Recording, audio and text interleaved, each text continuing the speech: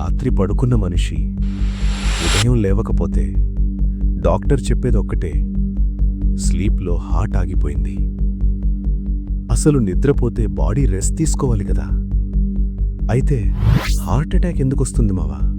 రాత్రి టైంలో oxygen level తగ్గిపోతుంది, బీపీ ఒక్కసారిగా పెరుగుతుంది. ముఖ్యంగా స్లీప్ యాప్నియా ఉన్నవాళ్ళకి.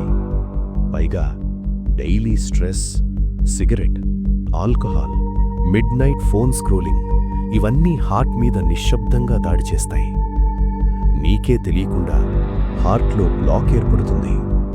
నిద్రలోనే హార్ట్ చెప్పేస్తుంది, ఇంక చాలరా మావా, నిద్రను లైట్ తీసుకోకూడదు. ఈ వీడియో నచ్చితే ఫాలో కొట్టి కామెంట్ చేయమావా. మరికొన్ని వీడియోస్తో మీ ముందుకొస్తాను.